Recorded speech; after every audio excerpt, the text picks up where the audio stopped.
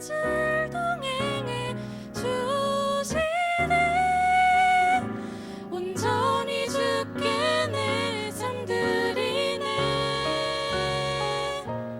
오늘 하루도 주가 함께 하시네. 참된 평안을 주님 알게 하셨네. 나의 평생에 가장 귀한 자랑 나의 주, 주의 말씀 따라 살기 원하네. 주의 말씀 따라 살기 원하네.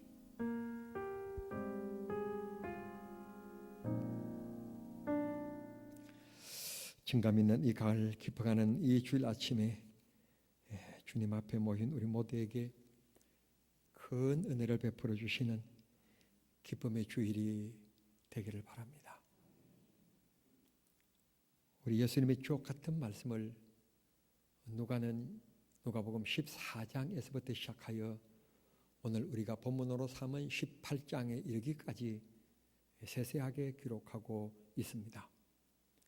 그런 가운데 오늘 우리들에게 바리새인과 세리를 비교하면서 말씀하시는 내용이 오늘 성경 본문입니다. 요즘 우리 한국 사회의 정치권에 있어서 하도는 친일파라고 하는 말입니다. 친일파. 조선이 어떻게 일본에게 강압적으로 통합이 되었을까요? 합병이 되었을까요? 나라는 나라를 지키고자 하는 힘이 있기 마련인데 어떻게 나라가 힘 한번 써보지 못한 채 그렇게 송두리째 일본에게 귀속되는 슬픔을 안게 되었을까요? 숙종왕 때 총리 대신이 이완용 씨였는데 왜 이렇게 나라를 쉽게 넘겨줬을까?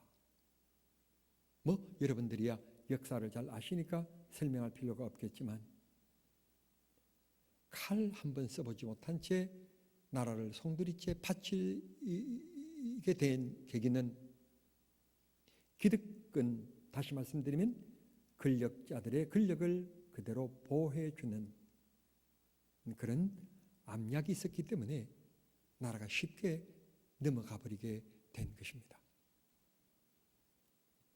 주전 70년경 이스라엘은 로마의 세 번째 침략을 받습니다.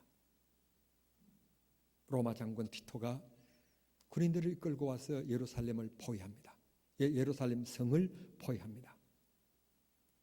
이스라엘인들은 싸워보지도 못한 채 항복을 합니다.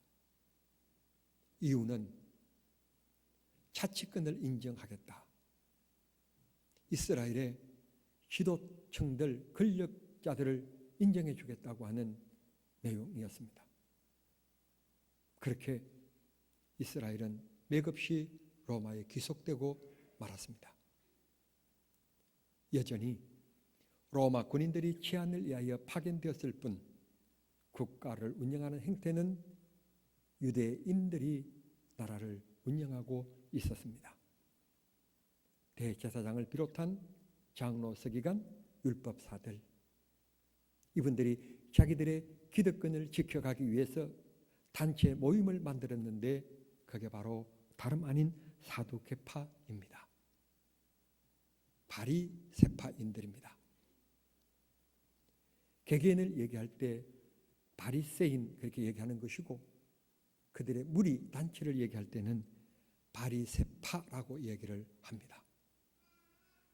그러니까 바리새파는 막강한 그 사회의 권력층들이라고 말할 수 있습니다. 방금 설명해 드리기를 이스라엘의 자치권을 인정하겠다는 말을 했다고 했습니다.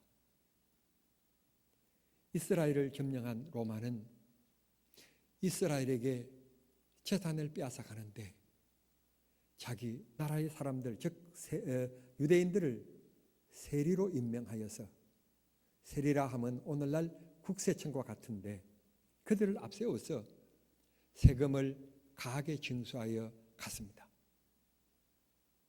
세리인이라고 해서 다 나쁜 것은 아니었지만 국가 간에 뚜렷한 사람들도 많았지만 일부에서는 그걸 자기 부를 축적하는 기회로 삼았습니다. 가한 세금을 받은 다음에 자기 재산을 축적하는 데 이용했던 것입니다.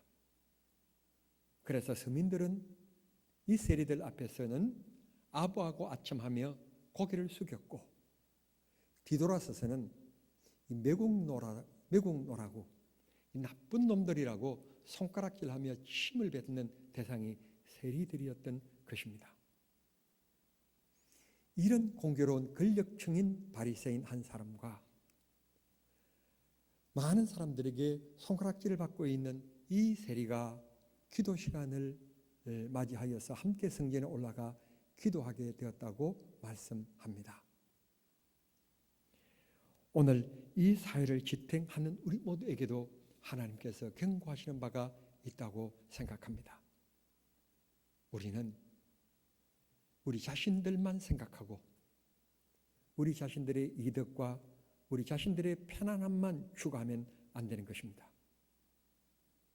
다음 세대의 미래를 위하여 희생할 줄도 알아야 하는 것입니다.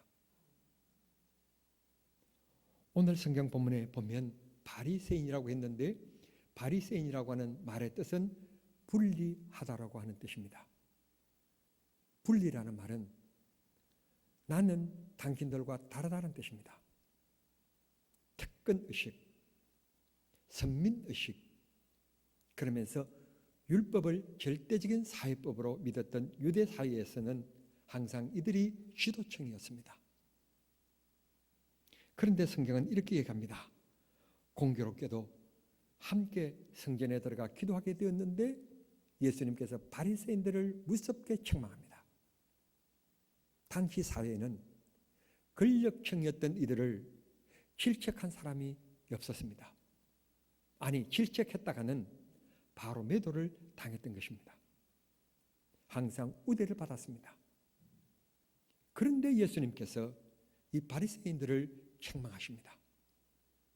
성경은 이렇게 얘기합니다. 11절에 보면 성전에 들어간 바리새인이 따로 서서 그렇게 얘기합니다. 그때 당시 기도의 자세는 우리들처럼 무릎을 꿇고 손을 모으고 눈을 감고 고개를 숙이는 이런 모습이 아니고 그때 당시의 기도의 자세는 하늘을 바라보면서 손을 들고 기도하는 게 기도의 자세였습니다. 그런 전통성을 가지고 이 바리새인은 따로 서서 그렇게 얘기합니다. 구별되었다는 말입니다. 함께 하지 않았다는 말입니다. 성도 여러분, 교회라고 하는 것은 믿음과 예배와 사랑과 봉사의 공동체입니다. 함께 해야 합니다. 더불어 해야 합니다. 동행해야 합니다. 따로 하면 안 되는 것입니다. 지금 거리두기 그러지만 이건 환경에서 질병으로부터 거리두기이지 교회 사역에 있어서 거리두기는 결코 아닌 것입니다. 분명히 이런 가운데 또 교회가 해야 될 일이 있을 것입니다. 목사는 깊이 그 길을 찾아야 하고 우리 모두도 우리가 해야 될 역할을 깊이 찾아 나가야 되리라고 믿습니다. 따로 서서 기도합니다. 그런데 그 기도 내용이 소개되어져 있습니다. 이렇게 말씀하고 있습니다. 저 세리처럼 토색하거나 다른 사람들처럼 불의하거나 간음하지 않음을 감사합니다. 그리고 저 세리와 같지도 아니함을 감사하고 나는 일주일에 2번 금식하며 11조를 철저히 하나님 앞에 드린 것을 감사합니다. 성도 여러분, 참 칭찬 들을 만한 일 아니겠습니까? 이렇게만 살 수 있다면 얼마나 좋겠습니까? 이건 하나님과 나의 관계 속에서 내가 이렇게 살아야 합니다. 남의 것을 사기치거나 도둑질하거나 간음하거나 그러면 안 됩니다. 그건 하나님 앞에 내 자신을 지켜가는 삶의 모습이어야 합니다. 이게 믿음의 생활인 것입니다. 구체적인 모습입니다. 목사와 기독교인이 살아가야 될 모습인 것입니다. 문제는 뭔가 하면 문제는 이 바리새인의 의식입니다. 의식이 어떠했는가 하면 저 세리와 같지 않음을 감사합니다 라고 하는 문구입니다. 내가 하나님 앞에 봉사하는 것은 기쁨이고 그건 하나님 앞에 상급받고 사랑받을 일입니다. 그런데 그 일을 해나가면서 왜 아무개 장로는, 왜 아무개 근사는 왜 봉사하는 데 오지 않고 참여하지 않느냐고 하는 곳에 오늘 현대판 바리새인과 같은 마음을 가질 때가 너무 많이 있습니다. 이건 축복받을 마음이 아닌 것입니다. 봉사하고 섬기고 헌신하는 것은 박수받을 만한 일이지만 그것 때문에 남을 정죄하는 것, 그것 때문에 남을 비난하는 것은 주님이 원하시는 마음이 아닌 것입니다. 나 같은 사람이 하나님 앞에 이런 뜻있는 일, 의미 있는 일을 할 수 있음을 감사하고 주님이 나를 사용해 주심을 감사하는 것은 가질 기독교인의 바른 자세고 하나님 사랑받을 마음이지만 그것 때문에 혹은 누구 때문에 나와 같이 않음 때문에 불평하고 원망하는 것은 주님의 뜻이 아니라는 것입니다. 12절에 한 주간에 2번 금식했고 소독의 10의 1조를 철저히 했습니다 라고 고백합니다. 누가 봐도 참 모범적인 신앙입니다. 우리 모두가 다 이와 같이 바리새인처럼 이렇게만 되었으면 좋겠습니다. 사기치지 않고 불의한 재물에 마음 두지 않고 토색하지 않으며 간음하지 않고 1에 2번씩 금식하면서 기도하고 10의 1조를 철저히 하나님 앞에 드릴 수만 있다면 얼마나 좋겠습니까? 참 박수받을 모범적인 신앙일 것입니다. 그런데 이렇게 반듯한 신앙을 가지고 있는 이 바리새인이 예수님의 칭찬을 받는 게 아니라 예수님께로부터 책망을 받게 되었습니다. 비교의식, 남을 시기하는 것, 남을 질투하는 것, 이게 문제입니다. 오늘 본문 9절을 보시겠습니다. 9절입니다. 한 사람이 있었는데 그 사람이 바리새인입니다. 그는 남을 어떻게 했다고요? 멸시하였다. 항상 자기보다도 못한 사람으로 업신 여기는 교만한 마음을 가지고 있었다는 것입니다.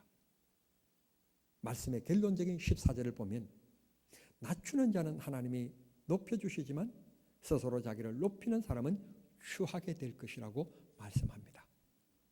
반대로 두 번째 사람인 세리는 어떠했습니까? 세리는 13절 말씀에 보시면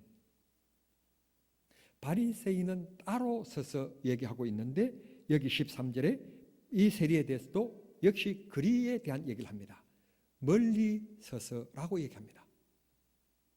아마도 추측컨대 바리새인들은 평소에 사람들이 앉아 있는 곳을 떠나서 맨 앞자리에 나와 멀리 서서 손을 들고 기도했던 것 같고 따로 서서 기도했던 것 같고 여기 바리새인은 멀리라고 하는 것을 보니 성전에서부터 거리를 얘기하는 거니까 아마 저 멀리 문 앞을 들어서자마자 문 앞에서 엎드려서 가슴을 치며 기도했다는 것입니다. 성전에서 거리는 강단입니다. 강단에서부터 가까울수록 가까이 그 말이고 그 강단에서부터 떨어지면 멀리라고 하는 표현입니다. 그러니까 세리는 가까이 오지도 못한 채 멀리 서서 가슴을 치며 기도했다고 하는 것입니다. 내용이 무엇입니까? 가슴을 치며 죄인이라는 고백을 합니다. 다시 말씀드리면 우리 모두는 하나님의 용서하심과 하나님의 도우심이 없이는 살아갈 수 없는 부족함과 연약함을 가지고 있는 피조물인 인간이라는 것을 이 세리는 고백하고 있는 것입니다. 돈이 있다고 잘 사는 것은 아닙니다. 밥맛이 있어야 합니다. 단잠을 잘 수 있어야만 합니다. 좋은 환경 속에서 웃을 수 있는 가정이어야만 합니다. 근력이라고 해서 다 좋은 것은 아닙니다. 하나님께서 진정한 삶의 기쁨을 주셔야 그게 축복입니다. 그런데 이 세리는 그 하나님의 손길을 기대했습니다. 부족합니다. 죄인입니다. 하나님이 용서해 주시고 도와주시고 부족함을 채워주십시오라고 하는 함축적인 기도를 하나님 앞에 세리가 드리고 있는 것입니다. 여러분, 그런 신앙인 줄 믿습니다. 세리와 같이 하나님이 붙드시고 하나님이 용서해 주시고 불쌍히 여겨주시고 채워주셔야 된다는 것을, 보호해 주셔야 된다는 것을 믿는 믿음인 줄 믿습니다. 복받을 마음이며 하나님이 은혜 주실 고운 마음입니다. 오늘 모두 그런 마음으로 주 앞에 마음을 주아리며 주님께서 은혜 주시는 축복의 시간이 되기를 바랍니다. 지금까지 말씀드렸던 것처럼 세리와 바리새인은 비교조차도 할 수 없는 모습인데 왜 예수님께로부터 책망을 받게 되었을까요? 그건 바로 방금 함께 읽었던 9절의 말씀, 그리고 14절의 마지막 절 말씀인데 한마디로 표현한다면 교만, 거만, 자만이었습니다. 우리가 인간관계 속에 사람을 서로 만나며 살아갈 때 느끼는 것 하나는 겸손과 사랑의 마음을 가진 사람들은 그렇게 따스할 수가 없습니다. 많이 아는 척, 똑똑한 척, 다 가진 것처럼 말하는 교만한 사람들을 만나게 되어지면 왠지 말수가 적어짐을 내 스스로가 느끼게 되어지는 것입니다. 때로는 모르는 척 상대방의 얘기를 존중히 들어주는 마음도 귀중한 마음입니다. 그런 마음이 없을 때 남의 말 중에 가로 끊으면서 낯설 때 우리는 매우 기분 나빠하는 것입니다. 바리새인이 바로 그런 사람이었었습니다. 그래서 예수님께로부터 책망을 받게 된 것입니다. 교만과 자존감을 잘 구별하지 못하는 경우들이 있습니다. 교만은 남을 업신여기고 남을 멸시하는 것입니다. 그러나 자존감은 다릅니다. 내가 근사이기 때문에 1년에 한 번 우리 회사에서 멋진 곳에서 좋은 음식을 먹으며 회식을 하고 술잔을 돌리는 모임이 있습니다. 그러나 그곳에 참석은커녕 가지도 않는 것입니다.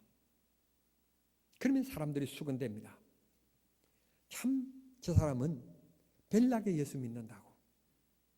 내가 아는 아무개 권사도 뭐 술 한 잔씩 하는데 별죽스럽게 정남중앙교회 다니는 사람들은 저렇다고 소리를 듣지만 그럼에도 불구하고 내가 오늘 또 하나님의 말씀 붙잡고 하나님이 원하시는 길을 선택했다는 것을 통하여 기뻐하고 즐거워하는 마음, 자존감입니다.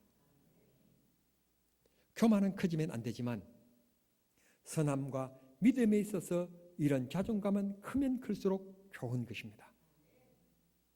물론 나도 감정을 가지고 있는 인간이기 때문에 이런저런 조소의 얘기를 들을 때는 기분 나쁠 수가 있겠지만 그러나 그건 잠깐이지만 주님은 기뻐하시는 일이고 주님이 그것 때문에 여러분들을 축복해 주시리라고 믿습니다. 오늘 우리의 문제를 다시 한번 생각해 봐야 합니다.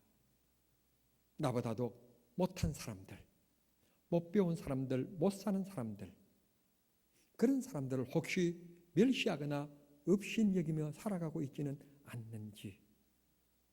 범죄하고 잘못된 것을 지적한 것은 당연한 것이지만 그러나 똑같은 봉사를 하면서 그 봉사에 있어서 약한 사람, 빠진 사람 때문에 불평하고 엄마하고 업신여기고 멸시하는 마음은 갖고 있지는 않는지를 생각해 봐야 하는 것입니다. 근사님 여러분, 근사님들끼리 시기하고 멸시하고 있지는 않습니까? 장로님 여러분, 장로님 여러분들이 잘 살고 못 사는 것 때문에 혹은 믿음이 많은 사람과 적은 사람의 차이 때문에 혹시 멸시하고 있지는 않습니까? 이 시간 우리 다시 한 번 더 주님이 은하시는 마음이 어떤 마음인가를 생각해 봐야 합니다. 창세기 1장 1절의 말씀이 무슨 말씀인지 모르면 어떻습니까? 예수님이 가르쳐 주신 우리 삶 속에 예수의 냄새가 나도록 살아야 되지 않겠습니까?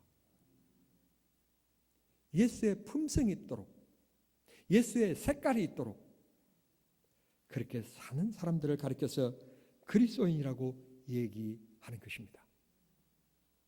주님 앞에 고귀한 구역장의 직분을 맡아서 봉사하면서 하나님 앞에 찬양하는 성가대원으로서 혹은 찬양부로서 같이 봉사하며 어떻게 다 같이 똑같을 수가 있겠습니까? 그들 중에는 음악성과 혹은 목소리가 좀 부족할 수 있겠지만 주님 앞에 봉사하는 모습을 귀하게 보실 줄 아는 수준 있는 믿음을 가져야 하는 것이지, 인간적으로 그것도 못해 그것도 몰라 뭐 어떠고 저쩌고 업신여기고 멸시하는 것, 남을 낮추는 것, 그런 것은 절대로 주님의 뜻이 아닌 것이고 그 봉사를 통하여서 하나님의 사랑을 받고 복을 받은 일은 절대로 아닌 것입니다. 약한 자일수록 도와줘야 되고 약한 자일수록 지켜줘야 하는 것입니다. 14절의 말씀은 이렇게 말씀으로 끝을 맺습니다. 바리새인이 어렵다 하심을 받은 게 아니고 세리가 받았다. 그러면서 하시는 말씀이 무릇 자기를 높이는 자는 낮아지고 자기를 낮추는 자는 높아지리라. 가정 안에서도 부부 사이에 서로 약점과 부족함을 들추면서 지적하면 사랑이 식어지고 깨집니다. 서로 인정해주고 덮어주고 그 부부가 행복하게 살아가는 부부입니다. 교회는 사랑의 공동체입니다. 부족한 사람들이 모이는 곳이고 죄인들이 모이는 곳입니다. 모인 우리들이 한둘 힘을 합하여 조화를 이루며 하나님의 영광을 위하여 그리고 우리보다도 더 연약하고 부족한 사람을 도와주는 곳, 바로 교회입니다. 교회에서 엄만과 불평, 교만과 업신여기면 절대로 있으면 안 되는 곳, 교회입니다. 마귀와 사탄은 끊임없이 우리의 약점을 파고듭니다. 그러나 성령은 약한 자가 교회 오고 답답한 자들이 교회 오고 정말 인생 삶에 짓눌린 벽 본 사람들이 교회 와서 인정받고 격려받고 그런 곳이 교회여야 합니다. 교회 안에서 바리새인과 같이 나는 저 사람 그러면서 멸시하는 사람이 되시겠습니까? 아니면 나는 부족한 사람입니다. 하나님 붙들어 주시고 나를 선한 도구로 사용해 주십시오. 누군가 흔들리는 사람, 오늘도 내가 그 사람 만나서 주의 사랑을 베풀 수 있게끔 해 주십시오. 내가 오늘도 주님 앞에 쓰임받는 삶, 주님 앞에 볼 때 헛되지 않고 빛난 발자취를 남기는 오늘 하루가 될 수 있게끔 나를 그렇게 사용해 주십시오. 그런 마음을 열망하며 사는 자, 주님께 축복받을 마음인 것입니다. 다시 정리합니다. 신앙에 있어 하나님과 관계는 너무 중요합니다. 이 세상 누가 뭐라고 해도 내가 하나님께만 인정받으면 되고 하나님께만 영광받으면 된다고 하는 아주 보수와 극보수를 치닫는 믿음들이 있습니다. 나쁜 것은 아닙니다. 좋은 것입니다.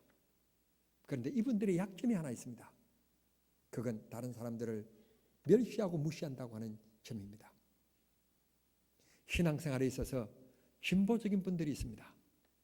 그분들은 어떤 분인가 하면 성경을 많이 읽는 것, 기도하는 것, 예배하는 것, 그 다 형식적인 것 아니냐.